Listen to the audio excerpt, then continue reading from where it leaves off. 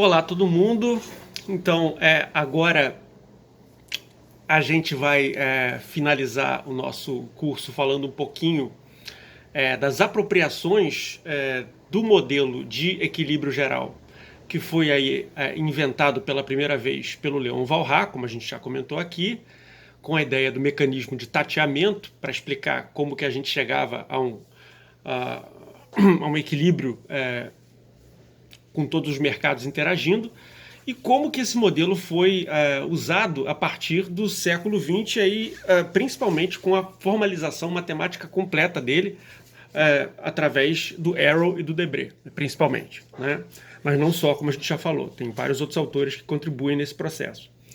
Então, se a gente puder colocar assim, da seguinte forma, né, toda aquela confusão, e por isso o contexto continua sendo importante para a gente, toda aquela confusão que surgiu entre 1914 e 45, entre o começo da Primeira Guerra Mundial e o final da Segunda, com direito à Grande Depressão no meio, a Revolução Russa, etc.,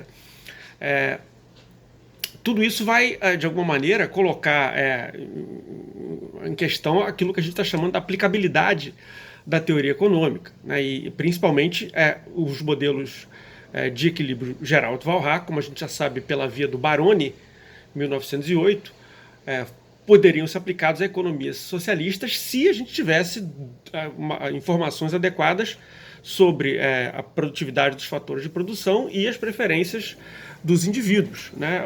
E aí a gente poderia, de alguma maneira, usar as equações do Walras. Foi isso que Baroni demonstrou, que as mesmas equações do equilíbrio geral de Walras serviriam para o ministro. Na época, o nome do artigo não me ocorre agora, mas é o ministro, vamos colocar assim, o ministro do planejamento, né, resolver o problema alocativo, como que ele faria isso, né? Então as equações são as mesmas. Isso é que o Enrico Baroni demonstrou já no começo do século XX, 1908. Então, é dentro desse contexto que a gente entende e vai começar a conversar um pouquinho sobre os usos que o modelo de equilíbrio geral teve no século XX, né? E aí nesse período conturbado. E a gente pode sinalizar esse uso através, primeiro, da ideia dos, como a gente já comentou no vídeo anterior, de sistemas lineares. Ou seja, a ideia justamente de sistemas de equações que podem ser resolvidos na medida em que a gente tenha as informações necessárias para que o sistema não fique indeterminado. E aí a gente pode mostrar como a gente usa o sistema para resolver problemas como aquele do Lionel Robbins, que eram problemas de como a gente aloca recursos escassos para fins alternativos. A grande questão que agora nós temos é que a gente está no meio da guerra e, portanto, os recursos mais do que nunca são escassos.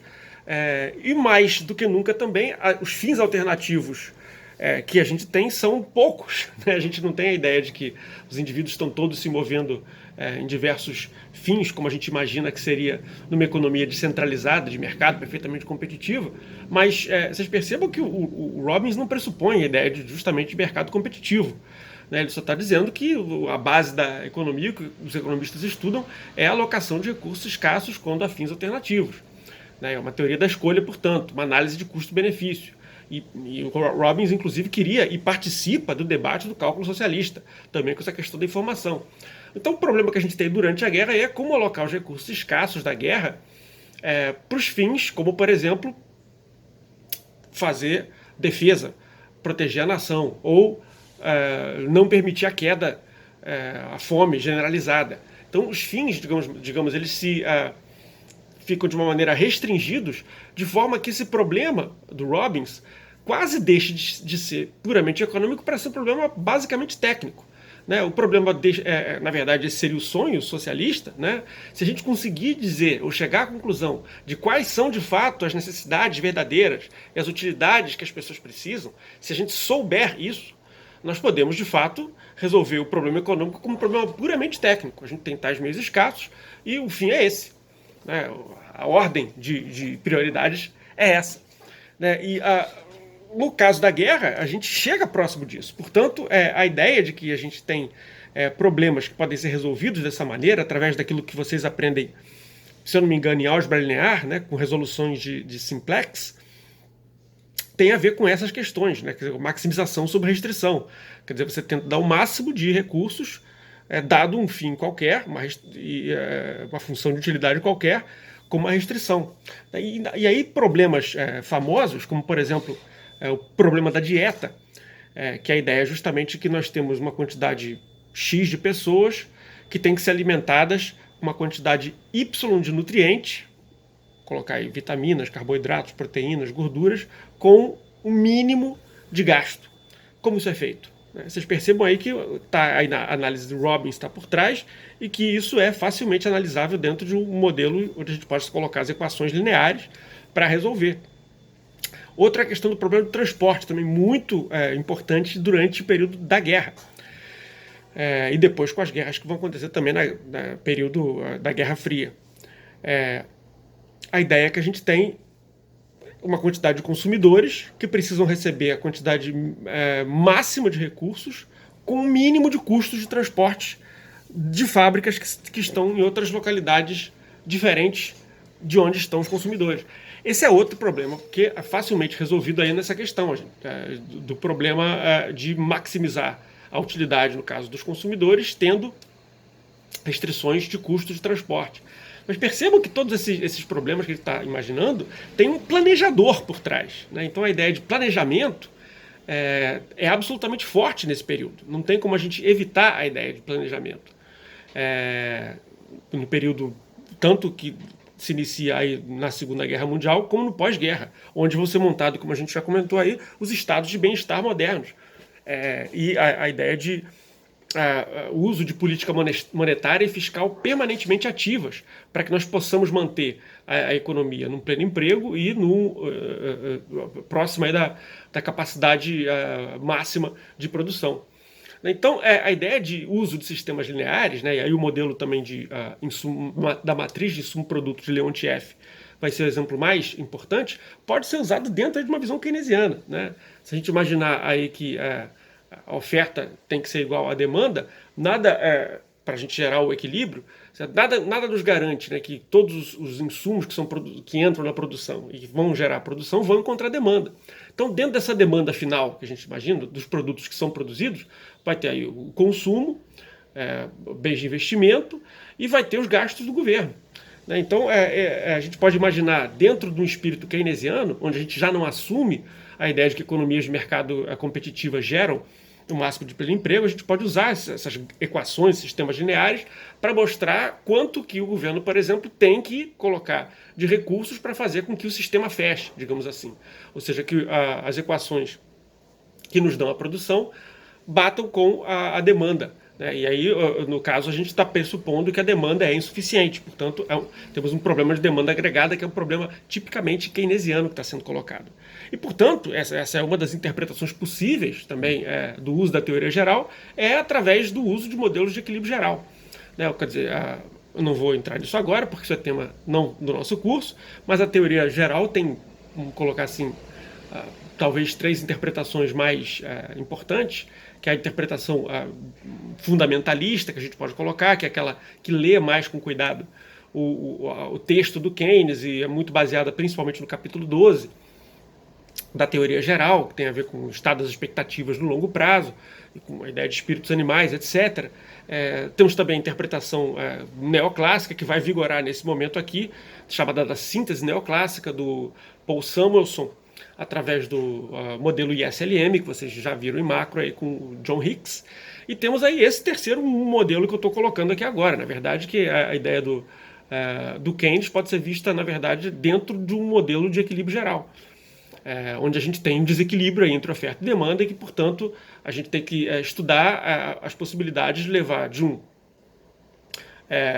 equilíbrio abaixo do pleno emprego para outro equilíbrio de pleno emprego. E, portanto, é uma possibilidade também da gente analisar aí imperfeições de mercado, como se o Keynes tivesse sugerido isso. Eu não estou dizendo que o Keynes sugeriu isso, de fato, no texto dele, como de fato não sugeriu, mas que é uma interpretação possível olhado pelas lentes desse modelo de equilíbrio geral. Então, a ideia de sistemas lineares é bastante ampla e, como vocês veem, é uma ideia que é aplicada a partir dos modelos de equilíbrio geral de Walhalla, que, no entanto, não assumem de fato que os mercados necessariamente são perfeitamente competitivos e que chegam ao ótimo de Pareto e agradam a todo mundo e não há desperdício de recursos. Né? Não é esse o caso, que a gente está trabalhando principalmente nesse período do pós-guerra. Né? Então, outra contribuição importante, que é aquela que a gente já comentou, tem a ver com a teoria dos jogos e a contribuição do John Nash, com a ideia de equilíbrio de Nash, ou seja, aquela ideia de que a interação estratégica dos agentes, a gente deu o exemplo aqui da interação estratégica entre a União Soviética e os Estados Unidos, mas a gente pode muito bem usar para estudar um problema tipicamente marxista, digamos, né? Análise entre capital e trabalho. Inclusive, há autores chamados marxistas analíticos que analisam os problemas do Marx, como, por exemplo, o atrito entre capital e trabalho pelas lentes desses modelos. Então, a gente pode imaginar dois atores, o sindicato e o patronato, que estão entrando também num jogo não cooperativo estratégico. E aí, dado os payoffs, que a gente chama, né, a possibilidade de cada jogo, de cada jogador, né, ou coopera ou não coopera, ou alguma outra alternativa, nós podemos estudar como que o jogo se resolve, qual é o equilíbrio que se chega. Né? E aí a gente descobre, justamente seguindo digamos, um resultado que é compatível com alguma ideia do John Maynard Keynes, de que justamente as interações dos agentes nem sempre levam a um ótimo de Pareto. Né? Eu não estou dizendo mais uma vez aqui que o Keynes usa essas palavras, porque ele não usa, certo? Mas o resultado é compatível. A ideia de que a interação dos agentes, e aqui no caso eu dei a interação entre capital e trabalho, por exemplo, portanto uma interação que pode ser vista pelas lentes do mercado, nem sempre pode levar ao ótimo de Pareto quando os agentes têm comportamento estratégico e principalmente uso privilegiado de informações. Né? Um terceiro ponto é justamente, e baseado também nas contribuições do Keynes, é a ideia de escolha sobre incerteza. Né? E aí, mais uma vez, a gente tem a ideia do Keynes trabalhando com a ideia de incerteza forte, que ele vai trabalhar junto com o Frank Knight, que nós já trabalhamos e falamos quando estudamos o capítulo 14 do Roger Backhouse, né, que são os avanços na teoria econômica naquele período 1890, 1939. O Frank Knight tinha sugerido para a gente a ideia de incerteza forte, e aqui a ideia é nós domarmos a incerteza forte para transformá-la em risco. Então os modelos de Tobin e Markowitz, eles vão também partir do pressuposto que os agentes podem alocar os seus recursos na forma líquida ou não líquida, ou seja, com mais liquidez ou menos liquidez, dependendo de modelos de média variância. Né? A média, para que a gente tá lembrado, é a ideia de que se a gente tem um risco, ou seja, se nós temos uma função de distribuição de probabilidade possível para analisar os problemas econômicos, a gente pode chegar a uma utilidade esperada do resultado. Né? E esse é um resultado importante porque permite que a gente volte a fazer alguma espécie de comparações interpessoais não mais de utilidade, que a gente já sabe que isso foi criticado de uma maneira ferrenha pelo Robbins, pelo Myrdal e outros, né? Mas a gente pode, de fato, comparar utilidades esperadas, né? No sentido de que se dois agentes têm o mesmo resultado, mas um tem, digamos, o mesmo bem ou serviço, né? Mas se tem um risco ou uma possibilidade de 30% de ganho, o outro de 60% de ganho, portanto o dobro, é fácil dizer que um é o dobro. Pode ser entendido como a preferência, ela pode ser 2 vezes mais interessante. Muito embora a gente continue não podendo fazer uma comparação das utilidades, a gente pode comparar as probabilidades. E isso faz com que a gente traga de volta alguma espécie de cardinalidade, ou seja, a ideia de que a gente pode comparar o quanto os agentes preferem deste ou daquele resultado. Né? Então, são questões importantes que surgem nesse modelo, e os modelos de média variância tratam justamente da média, que é essa questão da utilidade esperada, e da variância, que trata do risco.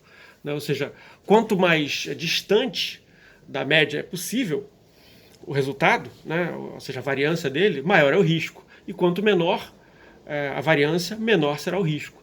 Então a ideia de que a gente pode domar a incerteza forte através do estudo das função de distribuição de probabilidade, e aí estudar como os agentes tomam decisões entre, digamos, investimentos mais líquidos, portanto mais próximos da moeda, daquilo que Keynes vai chamar na teoria geral de preferência pela liquidez, e ativos menos líquidos, né, aquilo que a gente vai chamar, e vai ser estudado pelo Keynes aí no capítulo 11 da teoria geral, na eficiência marginal do capital, são bens de investimento menos líquidos, né? Isso aí é uma questão importante que vai ser desenvolvida pelo Tobin e Markowitz, e também nesses modelos aí no pós-guerra, nos anos 50. Né? Então, depois de sistemas lineares, né, e da onde a gente tira a teoria dos jogos e também a escolha sobre incerteza, a gente pode efetivamente falar sobre o modelo geral de equilíbrio geral do Arrow-Debré, que, como a gente já comentou, é baseado aí na formalização matemática completa da revolução causada pelo formalismo dos bourbaquistas no início do século. Há livros já escritos sobre isso, eu não vou me estender sobre essa questão, porque não vale a pena, mas vale a pena a gente analisar em que medida o modelo é abstrato. E, de fato, né, a gente pressupõe dos consumidores preferências bem comportadas. Né? O que quer dizer isso? Né? Complexas, convexas, completas, transitivas, independentes de alternativas irrelevantes, né, e capazes, né, essas preferências dos agentes, de gerar funções de utilidade que são quase côncavas. Né? Só para a gente lembrar, a gente aqui está nesse modelo, a gente já jogou fora aquele utilitarismo, a ideia de que os agentes se movem por prazer e dor, isso aí ficou fora dos anos 30, e agora o que sobra para a gente são as preferências. E o que a gente sabe de micro é que as preferências podem ser representadas por uma função de utilidade, se tiverem essas características aqui. Né? Então, essas características das preferências completas, transitivas, independentes de alternativas irrelevantes, convexas, bem comportadas, ou seja, elas podem ser transformadas em função de utilidade quase côncavas, duplamente diferenciáveis, e que, portanto, vão dar certas características matemáticas que são tratáveis. Né? E é isso que está interessando ao Arrow e ao Debré e aos demais.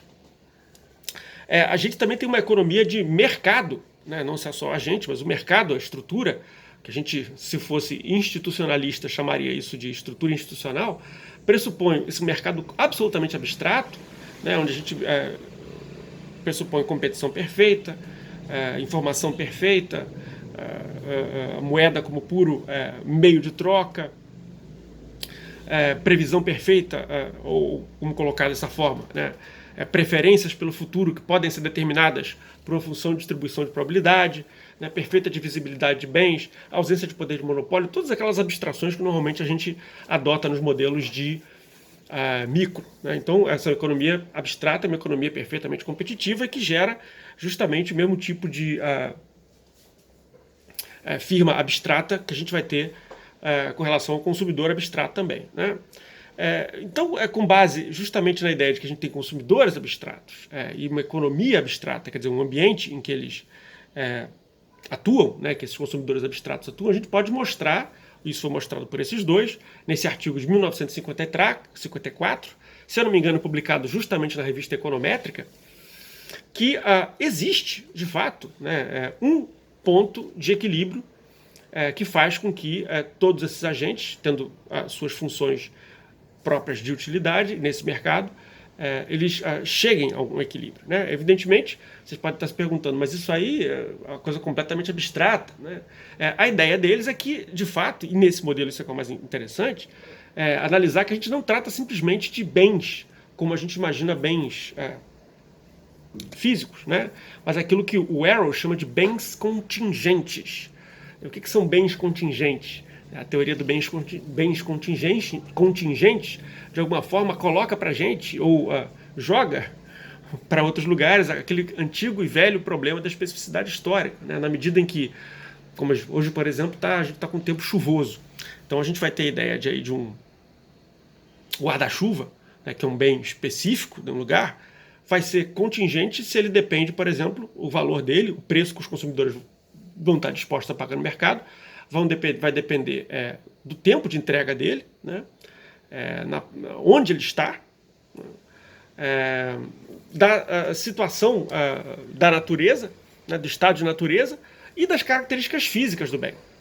né? Vocês percebam que só as características físicas é aquela que, de fato, digamos, seriam objetivas. As outras três seriam aquilo que antigamente a gente chamaria de especificidade histórica, né? Teriam a ver com a especificidade histórica, que é o que a gente chama de estado de natureza, o tempo de entrega e a localização, onde está esse bem. Dessa maneira, né, eu quero dar o exemplo do guarda-chuva. O preço do guarda-chuva num dia chuvoso, como hoje, vai ser completamente diferente do preço de guarda-chuva do outro dia ensolarado, porque vai ser outro bem, né? Assim como o preço do guarda-chuva numa tribo qualquer vai ter outro valor, se é que vai ter, se eles entenderem o que significa guarda-chuva, como a gente está acostumado aqui na nossa cultura. Então, todas essas questões, né, de espaço-temporais e que a gente chama de estado de natureza, vão estar de alguma maneira subsumidas aí na ideia de bens contingentes que o Arrow usa no modelo dele, que é uma grande maneira de você dizer que não estou levando em conta esses aspectos todos. Assim como a hipótese de a independência de alternativas irrelevantes está me dizendo exatamente isso. Quer dizer que se eu, por acaso, tenho um bem A e outro bem B, e eu prefiro o bem A, o outro bem B, qualquer mudança que ocorra no entorno desses bens A e B eu não estou levando em conta, né? Isso significa a hipótese da independência de alternativas irrelevantes. Mas, ora, isso significa dizer o quê? Significa dizer que é como se eu tivesse olhos para apenas aqueles dois bens e não justamente para o conjunto em que aqueles dois bens estão inseridos, né? Quer dizer, se é verdade que a gente tem o comportamento, né, maximizador do homo econômicos, a gente teria que também, ao mesmo tempo, ter um mundos econômicos para se contrapor a esse comportamento maximizador. E esse mundos jamais é analisado enquanto mundo, mas apenas enquanto um conjunto de mercadorias. É esse princípio que a gente chama de o individualismo metodológico, né, que vai permear, embora cada um dessas escolas sejam diferentes, vai permear a visão dessas escolas, né? E que aí vai dar justamente a ideia de programas de pesquisa, em certa medida, uns diferentes dos outros, né? Então, consumidores abstratos, bens contingentes abstratos, o mercado também é abstrato, né? Então, o Arrow demonstra que existe um equilíbrio, né? E a importância disso no nível teórico é que mostrar que Walras, embora na época não tivesse analisado com o rigor formalístico que Arrow e Debré, tinha tido uma intuição correta naquele período, né? O que não se consegue demonstrar, e nós não vamos comentar aqui, vai ser a estabilidade e a unicidade justamente desse equilíbrio. Quer dizer, isso vai ser pelos resultados de Sonnenschein, Mantel e Debré nos anos 70, que está fora do nosso escopo. Mas digamos que esse resultado é um resultado que na época foi visto como sendo bastante importante, né? Embora esse programa de pesquisa depois tenha falhado, né, no futuro. Agora, do ponto de vista prático, o que nos interessa é que você tem implicações para o que a gente chama de nova teoria do bem-estar, que são bastante diferentes daquela velha teoria do bem-estar que nós estudamos no capítulo 15 do livro do Roger Backhouse, né, e que, como a gente viu, foi muito criticada pelo Robbins, e que, no entanto, ela permitia as reformas que depois vieram a ser caracterizadas pelo Keynes, né, na formação do estado de bem-estar. Embora os velhos teóricos do bem-estar não fossem, digamos, não tivessem propostas de como fazer uma política monetária e fiscal ativa, eles já tinham uma agenda de reformas disponível, e que vai ser realizada com o estado de bem-estar pós-Segunda Guerra.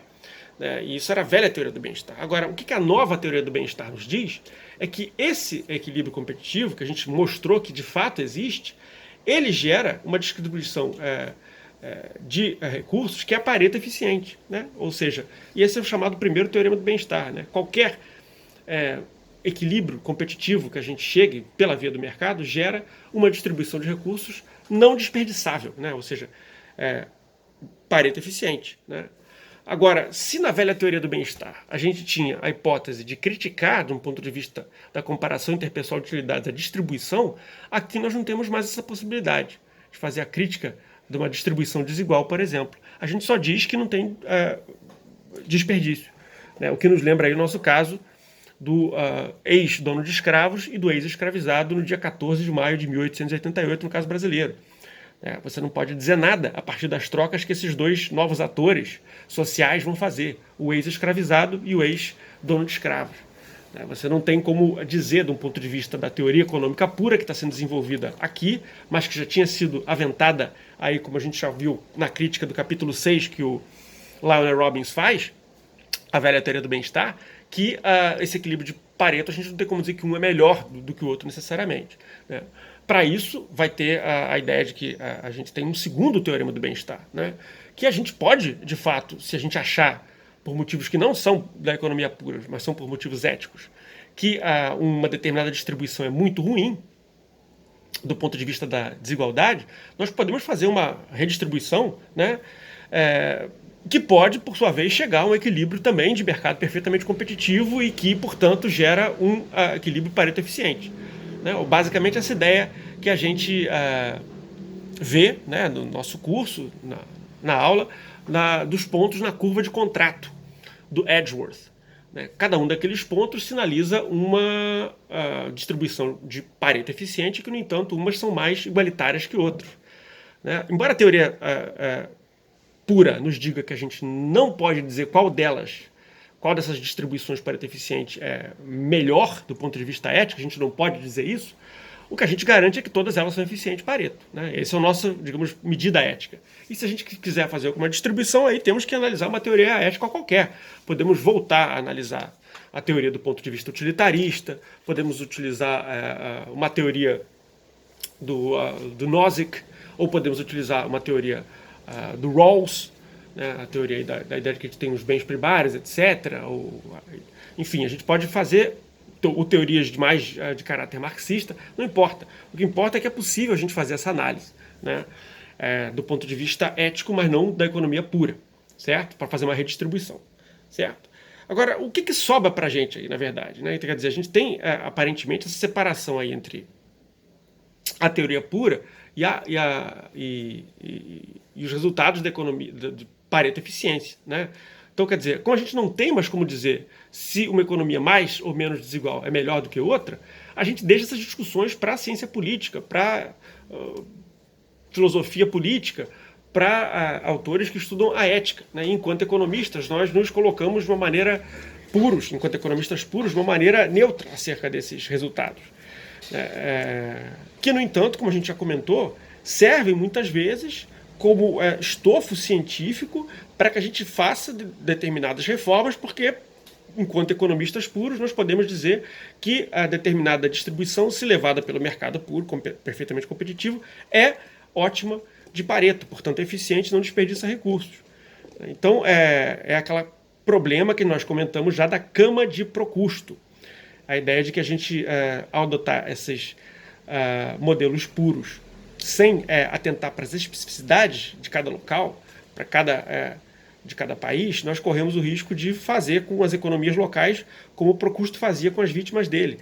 Esticá-las até que elas desfaleçam, como foi o caso, como a gente já comentou aqui, da União Soviética pós 91, ou como foi o caso do Brasil 90, talvez com o Collor, né, onde esticar ou cortar, no caso das privatizações, muitas vezes se trata de cortes e cortes e cortes.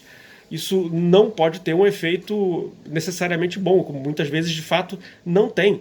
Agora, a questão de saber como que esses resultados da teoria pura batem na prática já está fora de escopo para a gente, porque foram jogadas aí por debaixo do pano, aí como a gente já viu com o Friedman. Né, o Friedman, ele trata, naqueles 3 exemplos que ele deu na seção 3 do artigo dele, o exemplo das folhas das árvores, biológico, o exemplo da física, né, do Torricelli, HGT2/2, e do jogador de bilhar, já pressupõe que por trás do modelo, o comportamento maximizador do agente é como se fosse algo completamente natural e não dependesse do entorno, da cultura, da situação particular do agente.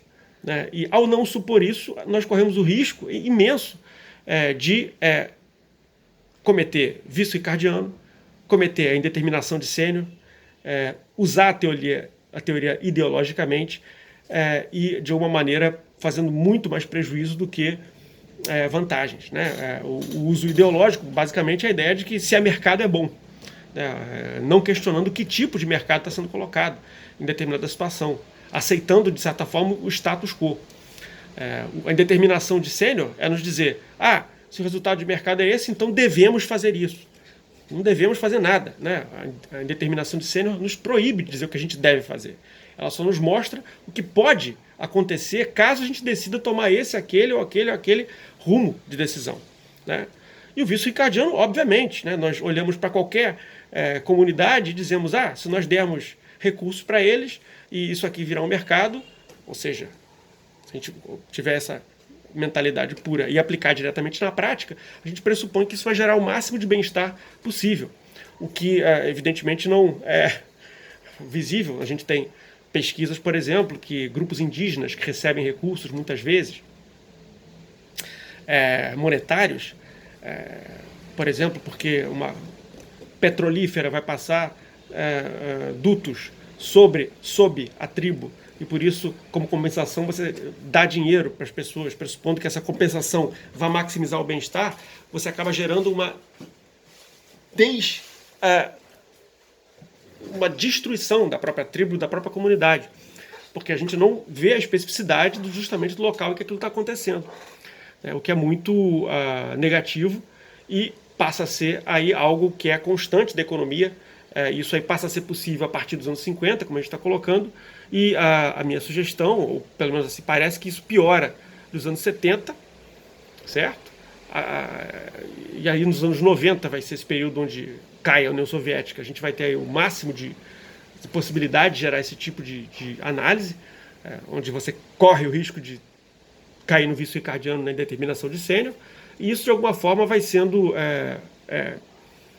sofre um revés, digamos, nos últimos 20 anos, com a ideia de economia comportamental, com os estudos mais profundos aí da economia institucional, a gente muda, né, um pouco essa ideia, muito embora aquele programa de pesquisa inicial, né, que foi dar na economia social, que buscava justamente o escopo adequado para a economia pura, que não desconsiderasse as especificidades locais e, portanto, o estudo como é a sociedade, como é a história local, como é o sistema político e qual a interação disso tudo com a economia, né? Muito embora esse programa, que de alguma forma adquiriu